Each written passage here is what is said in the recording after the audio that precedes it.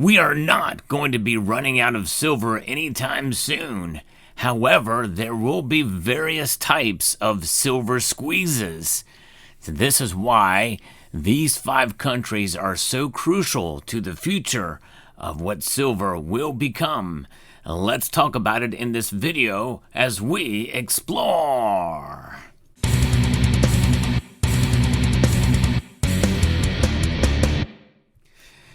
Silver is a constant. It is only, a metal that has been around for thousands of years and has been a store of value for that long in various different ways. But the supply of it has really drastically moved the ratio between gold and itself dramatically from ancient Egypt at a gold to silver ratio at 1-to-1 to an abundance of silver in terms of the price and the complexity of the market and the 10,000 industrial uses to where it is now, right around 100-to-1. In fact, during the pandemic, it got up to 126-to-1. So there is a variable supply constraint on silver in terms of where the silver is tied up. Much of it is tied up in consumables. Some of those consumables, many of which are in landfills, which means that it's not recoverable at the current price point right now. So there's a lot of different things that have got to happen that's going to shape the silver market. And these 5 countries I'm going to be talking about will play a crucial role. And we're talking about the top 5 countries that have silver reserves as opposed to how much is produced each year, but how much is in the ground. Most of us know about the top 5 countries that produce silver. We could probably name them from memory. But this list is a little different, and it's interesting, and it's going to probably change as more reserves are found through the course of time. But we're usually interested in which countries produce the most ounces of this metal. A nation is producing an abundance of silver. Many mining companies are likely to operate there, and profitable investment opportunities may be available. But it's worth looking at silver reserves, which are the country's economically mineable silver supply. That's very important, according to investingnews.com. In general, the world's largest global silver producers also have high silver reserves that are worth learning about. But some countries with high silver reserves are not mining much of the metal. In fact, one of these countries, we'll see if they make the list, I talked about actually several times in this channel. Nonetheless, the silver that is mined, and takes a lot of energy to mine silver, you can get over its channel sponsor, summitmetals.com. They have competitive prices and, more importantly, great service. In fact, they have a history of keeping and retaining customers as they grow so fast. Summit Metals, very personable folks there, so check them out at summitmetals.com. Where there's room to grow silver mine supply, there may be money to be made as well. For that reason, precious metal investors should also be aware of which countries may eventually become silver supply powerhouses. So the top 5, based off of the U.S. Geological Survey's most recent data on silver, are as follows. Peru, with 140,000 metric tons of silver below ground. They hold the top spot of the highest silver reserves in the world with a staggering 140,000 metric tons. This country remains a silver mining heavyweight, producing 3,100 metric tons in 2024, down slightly from 2023, but still among the highest globally. While primarily a copper operation, the Netama mine in the province of Huaray produces more silver than any other asset in Peru. So that is pretty remarkable. And this is something that with an approved $2 billion investment seeks to extend Antamanida's operational life from 2028 to 2036, with construction expected to begin this year following recent environmental approval. In April of 2025, Endeavour Silver from Canada acquired Minera Culpa for $145 million in a cash and stock deal. That acquisition grants it control over the Huancavelica Uno mine in the Huancavelica region, making Endeavor's first producing asset in Peru. The mine produced about 2 million ounces of silver in 2024. Now, this next one may surprise you. The number 2 is Russia, with 92,000 metric tons.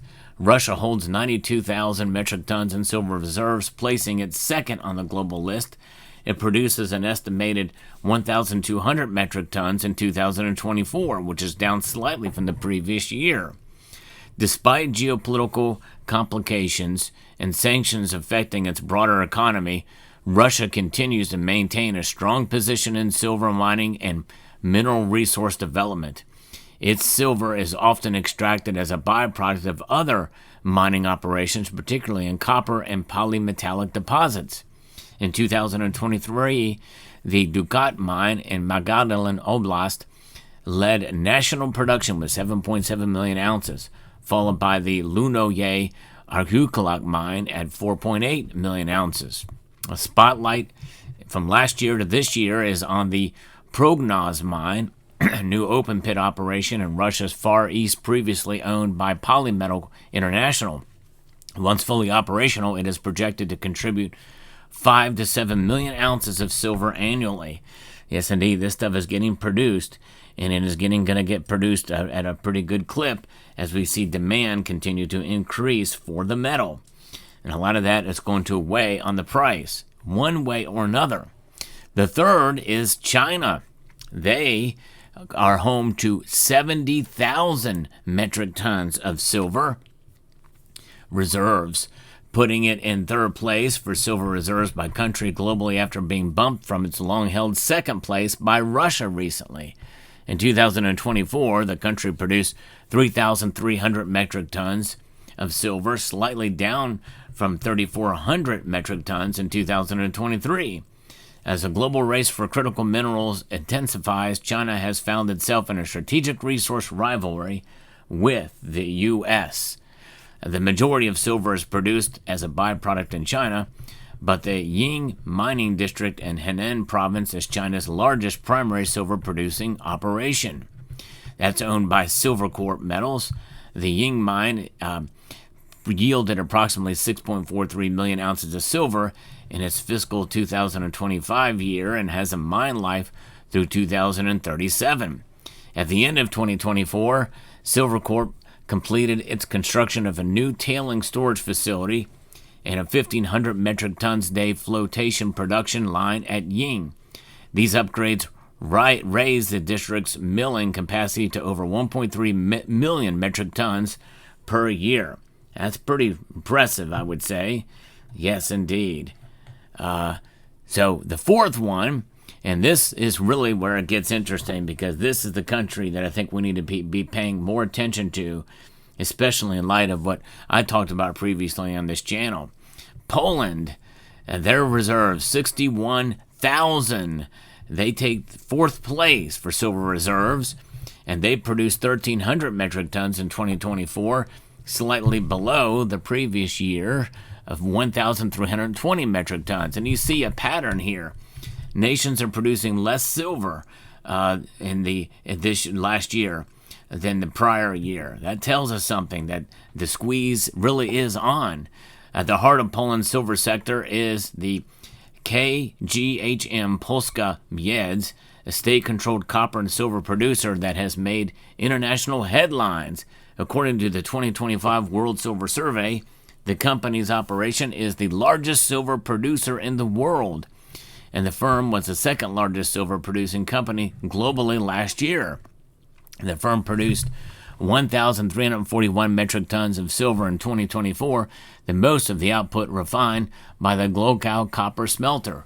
Well, and the thing is, you got that amount of silver reserves in play with the headlines. This is why Poland is now on the list.